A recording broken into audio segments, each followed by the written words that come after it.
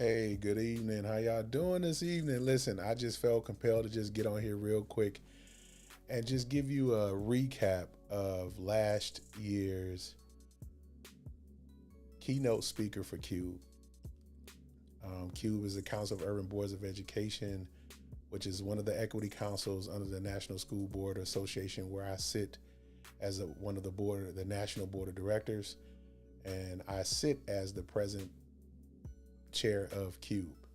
And before we get started, first shout out to the Lions for your victory today. Appreciate it.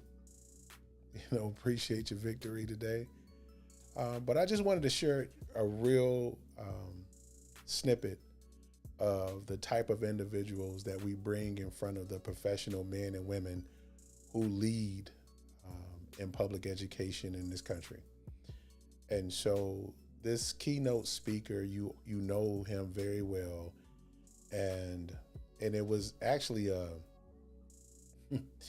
it was a surreal moment for me because I grew up on his music. I grew up trying to not necessarily wanting to take that same path, but just as he was beginning to do life and grow in his profession. We all know some of the songs if you were, born in our genre and area and started hip hop. And so I just feel compelled to get on here and just say, no matter where you start, that's not the end. And so if you haven't subscribed to the YouTube channel, please do so. It's right here, Mr. Trust the Process. You can go on YouTube, and we're live now on Facebook. But I wanted to bring on this, just give you a little light into my world, into our world on a national level and a state level, to really get you involved in what we're doing and how important public education is. And public education saved this man's life. So enough from me. I'm going to go ahead and get started.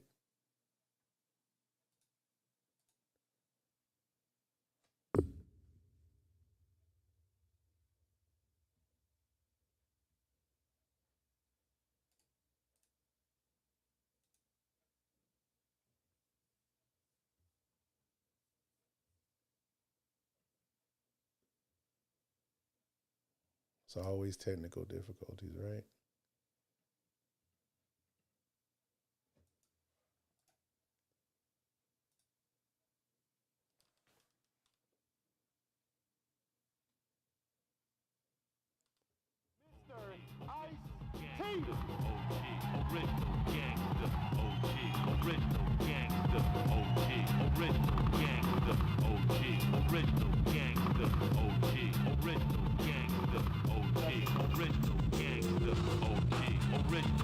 When I wrote about parties, someone always died. When I tried to ride happy, yo, I knew I lied. That's that gangster rap right there, right? First thing I'd like to do is thank Cube for whoever thought it was a good idea to have me here, But I guess I do have a story to tell, about overcoming adversity. If anybody's done it, how I went, it's funny. He was just saying that I got a star on the Walk of Fame. You do not know how many times the police had my face down on those stars growing up.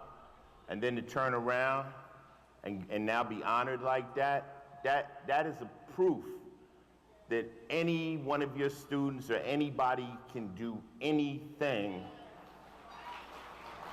when they make a decision to make a change. So it's crazy for me to be talking to you guys, especially schools and stuff. I mean, it's from what I understand, you guys are like the government of school, right? Like when I first got the call, they said, it's school. I said, oh, I'm talking to some kids. And they said, nah. Some iced tea. And then I said, well, I'm talking to some teachers. They go, nah. I'm like, these are the people in charge of the schools. I'm like, okay, this is gonna be interesting. So I'm very honored to be here, and thank you for having me here. Let's start with that, all right? My education was a very interesting one. I think as a guy read my biography, I went to a normal elementary school when I had my mother alive. My mother passed when I was in the 3rd grade. Then I was with my father. I went to junior high. I went to a junior high school in New Jersey called Summit Junior High School, normal. I wasn't kicking up much dust. And then my father died. When my father died, I ended up coming to Los Angeles where I lived with my aunt. He said alcoholic. She was also a social worker. She was the lady that would determine who would be in what foster homes, but she was an alcoholic. How about that? So I was seeing a lot of things that weren't right in that household. I went to Palms Junior High. I was bused to a white junior high school. This is when they segregated, well, they integrated in Los Angeles. They would bus kids from the hood to the white schools. I didn't really have any problem with that. I kind of dug it. First thing I learned as a black kids on a bus getting off at the white school is that the white girls loved the black guys. We were like the Jackson 5 getting off that bus every day. And we didn't have any racism or anything. The white kids liked us, it was cool, it was fun, but I never had any problems being bused. The only thing I didn't like about being bused was the bus ride. I had to get up an hour early and I got home an hour later than everybody else. So when I got to high school, I said I didn't want to bus anymore. I want to go to Crenshaw High School. I don't know what you guys know about Los Angeles. Some of you people might be from LA, but Crenshaw, okay, the LA people. Well, when I went there, it was called Fort Crenshaw. Dead center of Los Angeles, South Central, and it was one of the toughest schools in the city. That's where I was introduced to the gangs, because me going to being bused to a white junior high school, I didn't go to Horace Mann or Bethune or any of the tough schools. So when I got there, I was introduced to the gangs. I'm not a gang member. I never joined a gang, but I'm what's called a gang affiliate. I figured out how to coexist amongst the different gangs of Los Angeles without actually joining, because in LA, Chicago basically has a real serious gang problem, but in LA, you're not in a gang, you're from a gang. And gangs basically... All right, I wanted to just give you a snippet of that. You're gonna have to go to the Cube website if you want to see the full version of that particular speech. That's NSBA Cube, either on Instagram or go to www.nsba.org, and you can see a lot of more of this content and other content and the things that we do at NSBA. And so I basically wanted to share this with you so that when you come to Cube, it is to really empower you and get people in front of you, not just because you know them as celebrities, for them to really tell their story on how they became who they are. And Ice-T's been around. He's one of the originators of, gangster rap. And he goes on to say how the title gangster rap even came into play. And so, I just want to encourage you with this last few minutes that I got with you is always remember that you're enough. That you are enough. And being enough is, what God created you to be and who God created you to be. And that's all that matters.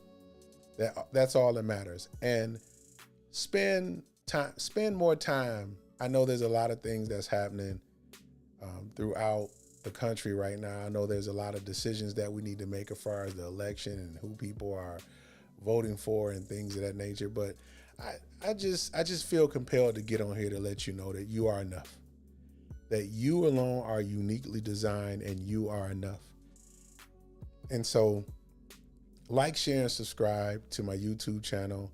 We're going to bring more of this type of content to the particular channel so that you understand what your process is, how to maneuver through your process, and also how to trust your process. It's a lifestyle for me. It's something that is just embodied in me to do, because ultimately at the end of the day, nobody can do it for me.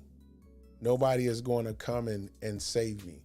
Now, as a whole, as a group of individuals, we can do some great things when we begin to work and collaborate together. And so I just wanted to spend a couple minutes, 10 minutes, no longer than 15. And hopefully you got out of this what I got out of it. And I, you know what? I'm gonna let you listen to a little bit more, because I think you need to understand clearly that, you know, we are all in this together. And so I'm gonna let you listen to a little bit more of Ice-T. Anything outside of just function and read stop signs and simple things like that. They used to have a class when I was growing up called homemaking. Don't have that anymore. The arts are gone. Kids can't, you know, it's very difficult. So if you're artistically inclined, you're messed up. But let's just talk about normal living life. I think that in schools, they need high school, because you may not go to college. You may not have the money to go to college. College is like an advanced individual training. I was in the military, so you go through basic training, then you go through what's called ATI, advanced individual training. But they need to start bringing some of that earlier into high school so that kids can leave out of high school and know how to fill out a job application. They know also how to, a lot of this stuff is PR. Like, people say, well, Ice, you're very successful, but I know how to deal with people. That comes from the streets. I was a player. I know how to convince you to do things that I want you to do by making you think they're your idea. Might call it pimping, but it's the man was very open and honest with us. It's a matter of persuasion, knowing how to deal with people. Most of my boys did not have that. They're very hard and they're very aggressive. And if you're from the streets, man, I want you to pay attention to this. Smoother. You got to learn how to talk to people. Kids got to learn that they're going to have to adapt in a social space differently. This isn't taught in school. None of this stuff is taught in school. So they step out into the world. Maybe they're not going to college. They don't know how to talk to their boss. They don't know how to interact with people. I don't know what class this is, but it needs to be taught. It needs to be part of the curriculum to teach. Man, that's a mouthful right there. So don't forget to like, share, and subscribe to the YouTube channel, man. That would be greatly appreciated. Don't forget to click on that, you know, the bell, so you can share. And if it's something on there that you find that's going to be helpful for you, all I ask is that you share. All I ask is that you share. And so, again, thank you so much for watching. Thank you so much for tuning in, giving me your time. Just know that you're enough. Just know that you're enough, and that you are unique. You are uniquely designed for such a time as this. And it's time for you to step up.